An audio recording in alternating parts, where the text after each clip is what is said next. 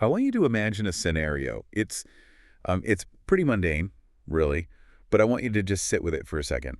Because the more you look at it, the more it starts to, well, unravel everything you think you know about yourself. Okay, I'm listening. You walk up to a close friend. They're just standing in the middle of a room, staring blankly at a wall. So naturally, you ask, hey, what are you doing? You'd normally expect, thinking or trying to decide what to eat. Right, the standard, I am currently processing information kind of response. That's the human default, isn't it? Exactly. But in this scenario, your friend turns to you, coldly deadpan, and says, that hasn't been decided yet. The discussion is in full swing. Hmm. And when you press them, when you ask, well, what are you thinking about? They correct you. They say, oh, I'm not doing the thinking. I am just the result. I'm waiting for the committee meeting inside my head to conclude so they can send me the memo on what to do next. Which is, that's a terrifying thing to hear from a friend. It sounds like a psychotic break or maybe just someone who really, really hates making decisions. It does. But if you manage to strip away that social awkwardness for a moment, it's actually a profoundly philosophical statement about our cognitive architecture. It is. And it is also the entire premise of the deep dive we are embarking on today. We are unpacking a set of philosophical dialogues from the collection Philosophies, and they all center on this character named Hank, or sometimes Hankman. And we should be really clear here, right up front. These are not just quirky fictional skits where a guy acts a bit weird for comedic effect. No, absolutely not. These dialogues are what I'd almost call Trojan horses. They look like these absurd little plays, but inside, they're smuggling in some really heavy-duty deconstruction of human consciousness, of logic, and of identity itself. We aren't just talking about a character, we are talking about a model of the mind. It's called the discussion participant model. And the core theme here is, it's unsettling. It challenges the most basic assumption we all have, which is the idea that I, the conscious self, the voice in my head, am the pilot steering the ship. This model argues that the you identify with is actually just the wake left behind by the boat. That's a great way to put it. It's a radical inversion of agency, isn't it?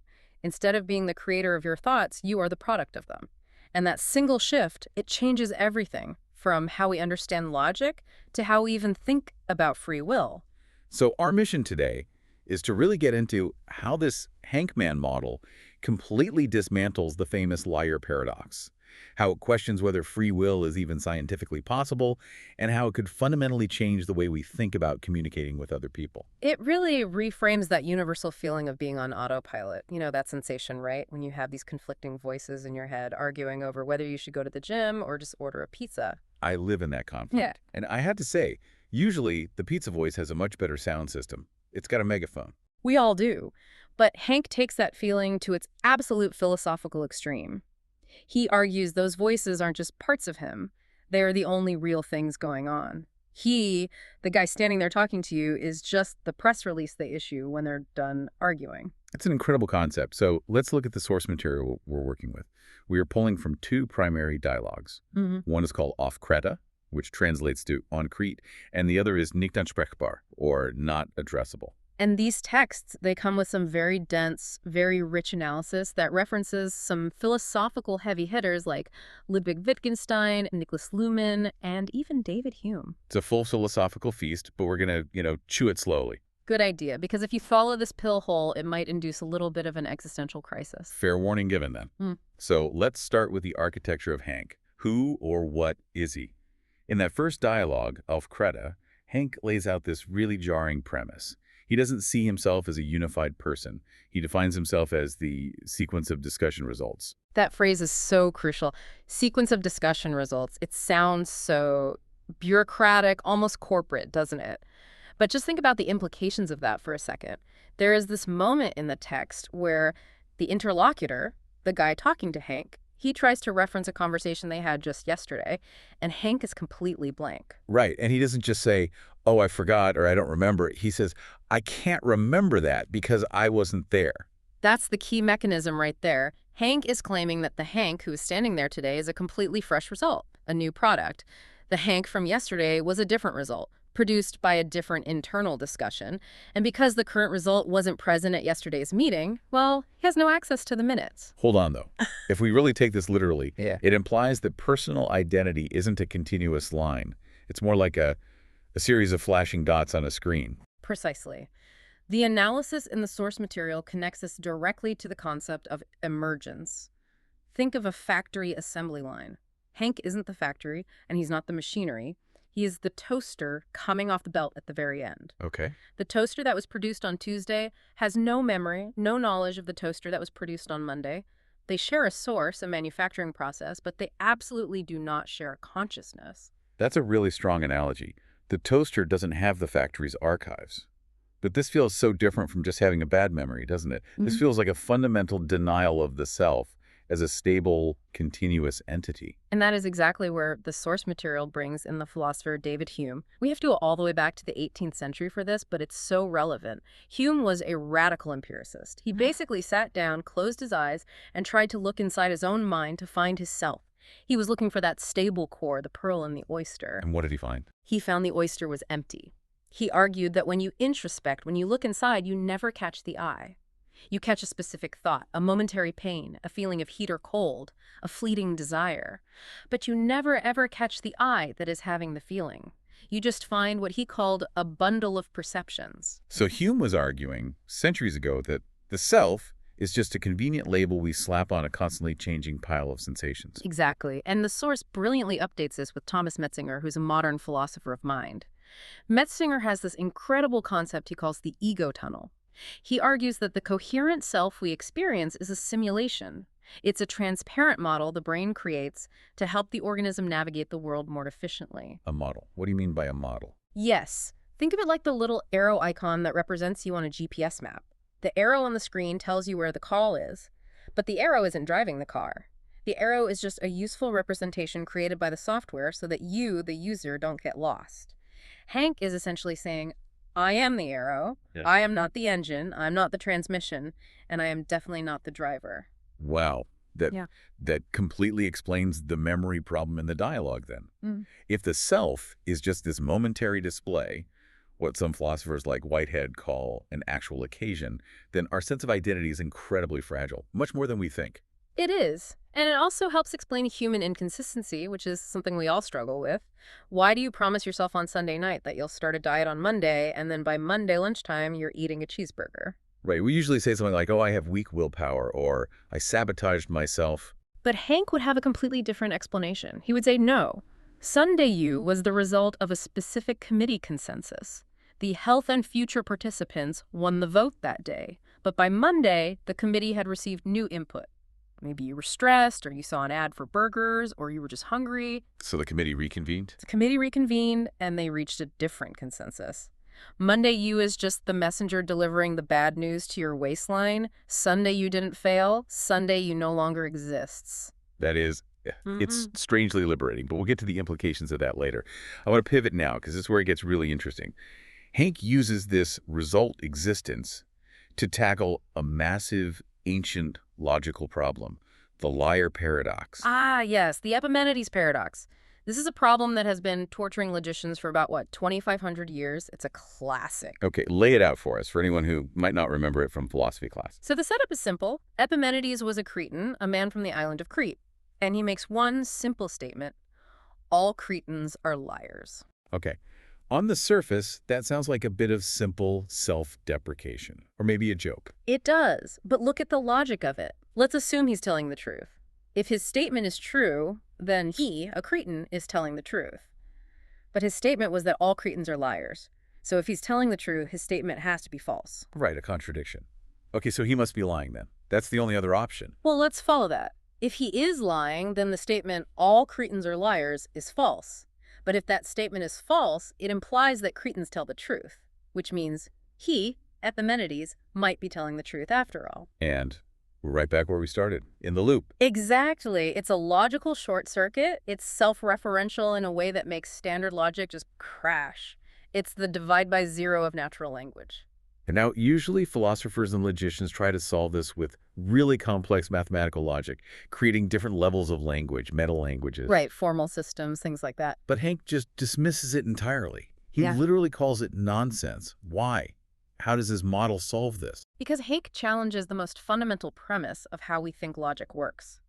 The source text has this amazing moment where Hank gets really frustrated with the person he's talking to. He shouts, "Statements can't produce anything. That's what the discussion participants do." Statements can't produce anything. That seems so abstract. Can you break that down for us? The paradox only works if you assume that language operates like algebra. In algebra, the symbols do all the work, right? If A equals B and B equals C, then A equals C.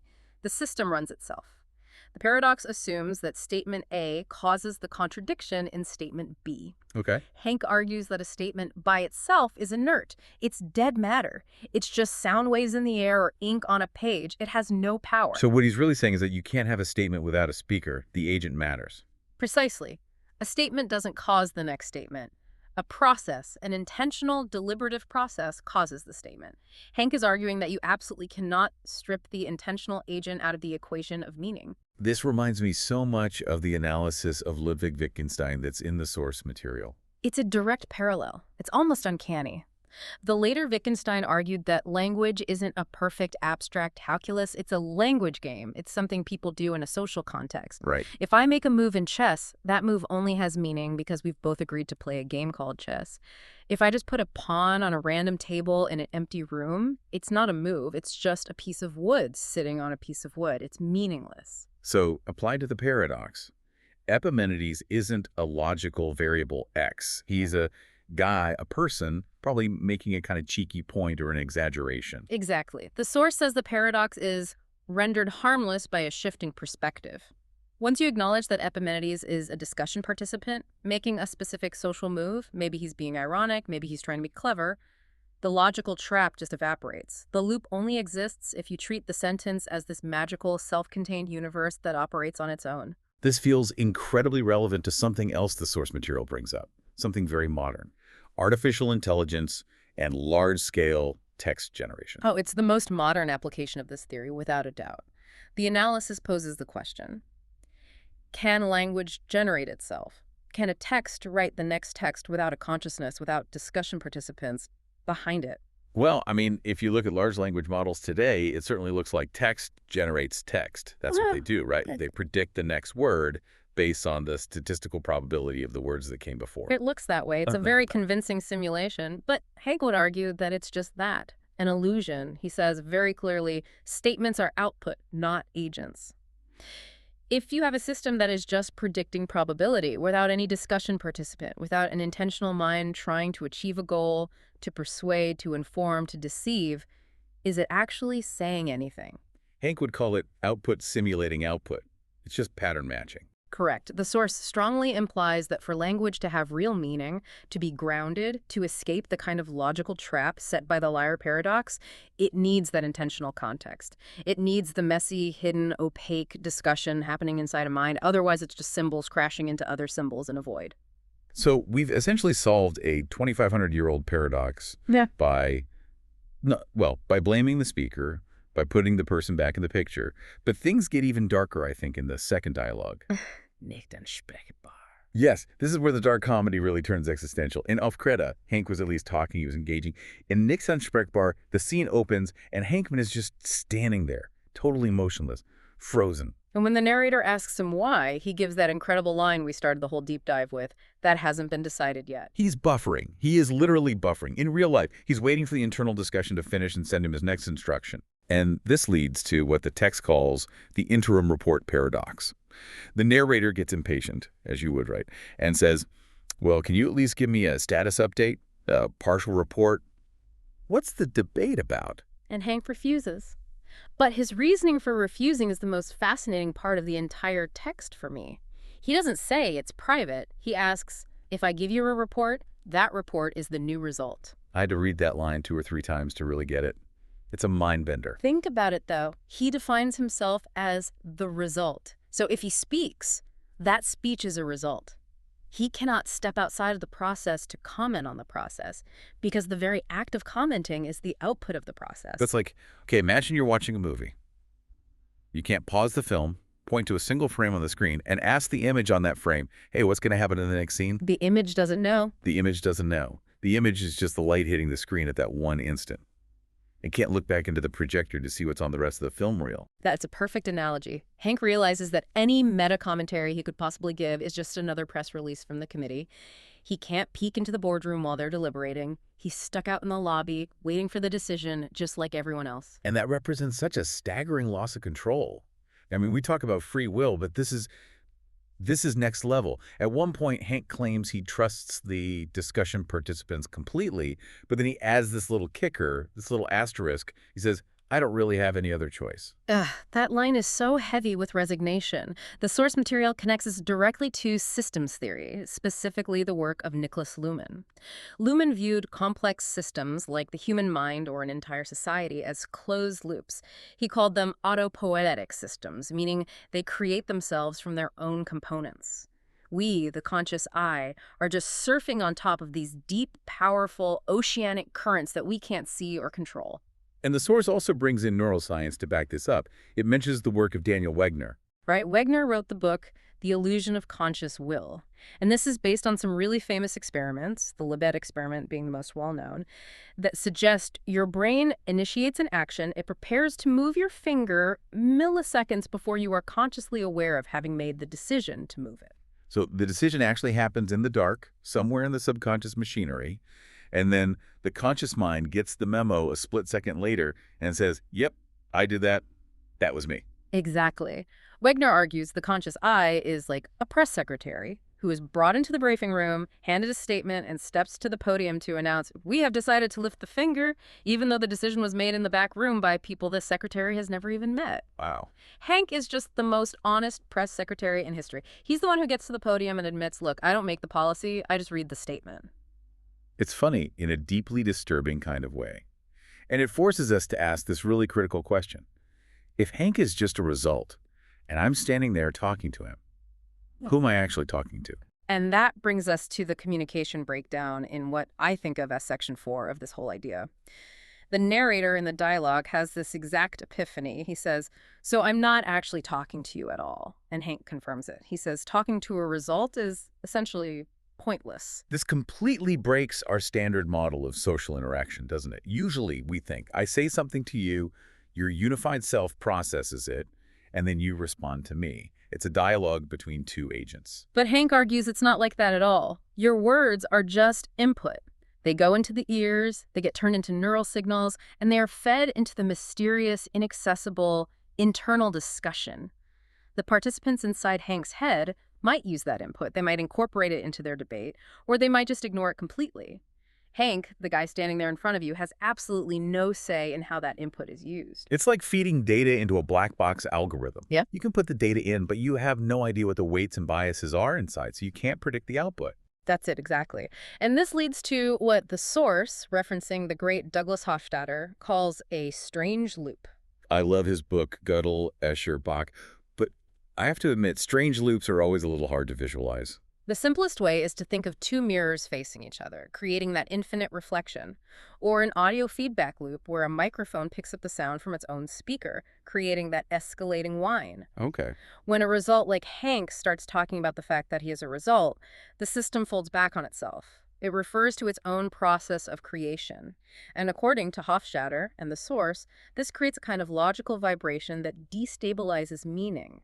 So if Hank is just an interface, and, as the title says, an unresponsive interface, then where's the actual meaning located? The meaning is hidden. It's inaccessible. The source suggests that to understand this, we have to make a huge philosophical shift from subject-centered thinking to process-centered thinking. So René Descartes' famous line, I think, therefore I am, is basically out the window.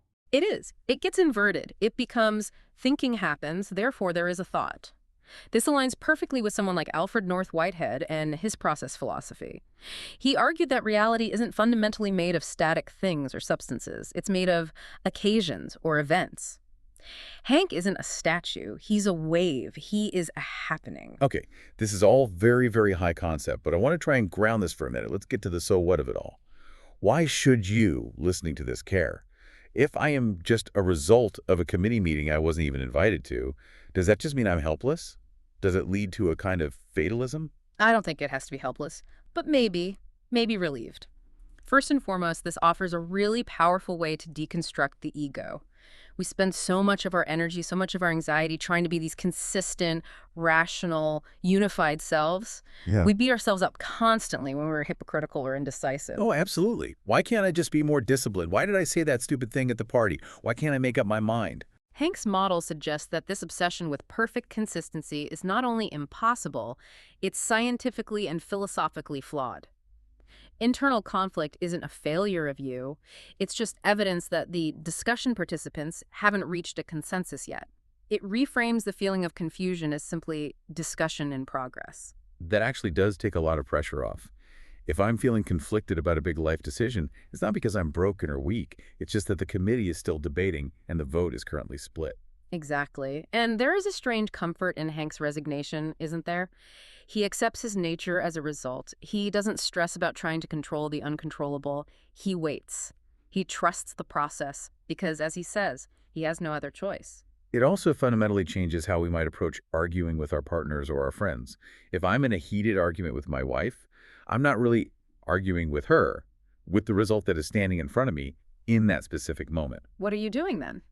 I'm feeding data into her internal system. That's all I'm doing. Yes. And you can't force the result to change by just yelling at it more loudly. That's like yelling at the paper coming out of your printer, hoping it will change the document. Right. You can only provide new input, new arguments, maybe a different, calmer tone, perhaps an emotional appeal, and hope that the participants inside her system process it differently and maybe spit out a different result next time.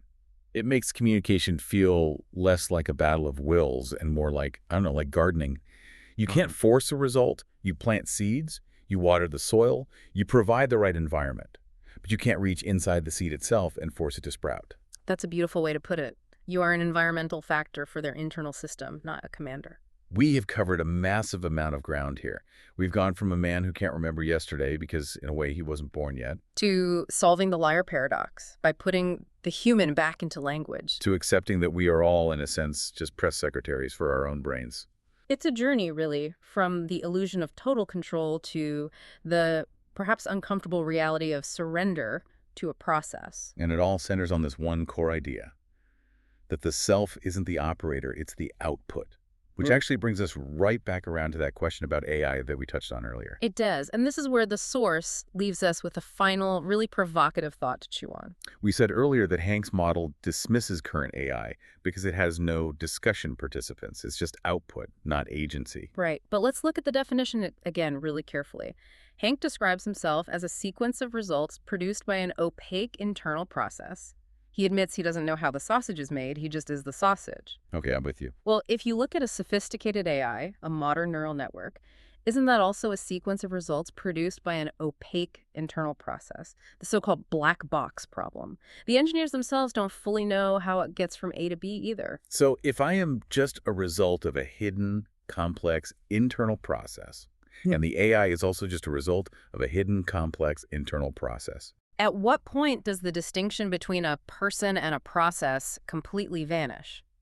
If neither of us is really steering the ship, does it ultimately matter if the ship is made of carbon-based neurons or silicon-based transistors? that's a haunting question. It suggests that maybe the soul or consciousness isn't about being the decider. Maybe it's just about being the awareness of the decision after it's been made. And maybe the committee is the only thing that's ever been real. Well, on that existential bombshell, I think my internal committee needs to adjourn for a recess. Mine too. The participants are definitely exhausted. Until the next result emerges. Keep diving.